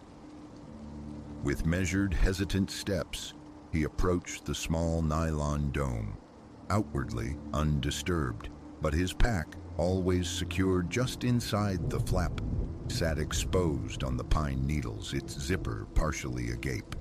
Trembling fingers tugged it open. A hollow gasp escaped him. His provisions, meticulously planned energy bars, freeze-dried sustenance, the very trail mix crafted by his own hands, obliterated, gone. Cold panic, sharp-fanged, began to gnaw. 2 days at least separated him from the nearest outpost, and he was foodless. Yet a more immediate terror eclipsed hunger. The architect of this violation might linger, concealed within the deepening gloom. Reach for help? Futile. The airwaves here were dead zones. His emergency beacon felt like overkill, unharmed, merely terrified. Was terror a sufficient emergency? As twilight bled into true night, the choice loomed stark. Brave the lightless, disorienting woods now, or endure the vigil, knowing something shared his isolation. Ultimately, the specter of nocturnal wilderness, of disorientation and unseen pitfalls, proved marginally less daunting than the known, unseen watcher. He would remain. Sleep, however, felt like a distant shore. He fed the fire, coaxing it into a defiant blaze, a flickering bastion against the encroaching void. Yet its light seemed fragile, swallowed by the immense darkness pressing in from the trees. Each snap of a twig underfoot, every sibilant rustle of leaves, sent jolts through his system. His sheath knife, clutched tight, offered scant comfort against the formless dread. His mind, a treacherous projector, cast phantoms onto the screen of the night. An unusually clever bear, a starving, desperate wanderer, or some horror birthed from deeper, older shadows. Oblivion must have claimed him briefly. He surfaced with a violent start, heart hammering, mind fogged. The fire dwindled to pulsing embers. The woods were an inkwell spill. Then the sound, footfalls slow, deliberate, circling the clearing's edge. Elias scrambled upright, the frantic beat in his chest echoing in the stillness. His flashlight slipped from numb, trembling fingers, clattering uselessly. The footsteps halted. Hello? His own voice, a thin, reedy thing. Is anyone there? A profound hush descended, absolute, as if the very breath of the forest had been suspended. Then a voice scraped the silence, low and resonant as shifting gravel, emanating from just beyond the dying firelight. You don't belong. Elias lurched to his feet, head whipping around, seeking the source. Who's there? What is it you want? A dry, humorless chuckle answered from the gloom. Want? Your absence. This domain is mine. You intrude. Movement flickered at the edge of perception. A shape detached itself from the deeper shadows, resolving into something nightmarishly tall, impossibly slender. It stepped into the faint, ruddy glow. Elias's breath hitched, humanoid yet fundamentally wrong. A figure stretched on some infernal rack, limbs elongated, arms dangling unnaturally past its knees. A wide-brimmed hat obscured its face, but twin points of light, reflecting the embers, glinted from the darkness beneath. What are you? The words were barely a whisper. It tilted its head, a disconcerting puppet-like gesture. I am the sentinel, the gravelly voice rasped, the keeper of this place. I ensure your kind does not linger. It glided a step nearer. Elias recoiled, snagging a root, tumbling backward onto the cold earth. He crab-walked away, frantic. Please, he choked out, I'll leave. Just let me gather my things. I'll go right now. The figure paused, seeming to ponder this. No, it decreed. Departure is immediate. In your current state, your possessions are forfeit, recompense for your intrusion. Elias felt the urge to protest, to plead for his beacon, but an aura of ancient, implacable power emanated from the creature, silencing him. Defiance felt suicidal. He struggled upright, legs quivering violently. All right, I'm leaving. Which way? A finger, impossibly long and skeletal, extended from the shadows, pointing into the black woods. There, 2 miles to the marked path. Do not deviate, do not pause, do not look behind you, and never return.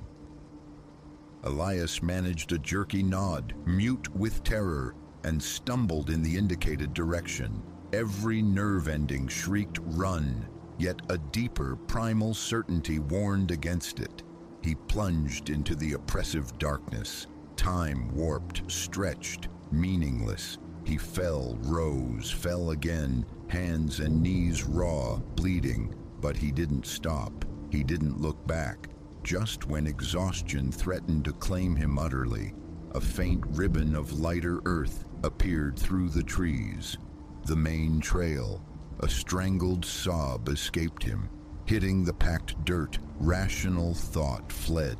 He ran with burning lungs and starburst vision, ran until the blessed geometry of a trail marker emerged, then the stark expanse of a gravel lot. One vehicle rested there, an old, weathered pickup. Beside it, an older gentleman, Silas, prepared for an early trek. His gaze met Elias, wild-haired, smeared with dirt and blood, clad only in thin layers against the mountain chill, and his weathered face registered shock. Merciful heavens, boy, what in God's name happened? Elias opened his mouth. A raw chasm, but coherent sound refused to form. How could he articulate the night's grotesquerie? Who would believe? Finally, he managed a ragged whisper.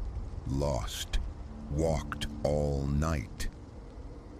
Silas nodded, a flicker of disbelief in his sympathetic eyes. Right then, best get you seen to. As the truck rumbled away from the trailhead, Elias risked a glance backward toward the silent tree line. For a fleeting, heart-stopping instant, he imagined a tall, attenuated silhouette standing sentinel at the forest's edge, observing their departure. He never returned to those mountains. Solo journeys became relics of a past self. Sometimes deep in the night, he jolts awake, drenched in icy sweat, the memory of that voice like stones grinding together, echoing in his skull. This domain is mine. You intrude. What was it? An embodiment of some forgotten folklore? A phantom conjured by terror and depletion? Or something other, something nameless that dwells beyond understanding? He cannot say. All Elias knows is that occasionally gazing at the familiar woods bordering his own home, a flicker of movement, unnaturally tall, unnervingly thin, catches his eye among the trees. It serves as a stark reminder. Some corners of the world remain fiercely guarded, inimical to human presence where the wild retains its ancient teeth. On those nights, he retreats deeper inside, secures the locks, and tries desperately to banish the memory of the night he learned that some forests demand to be left alone.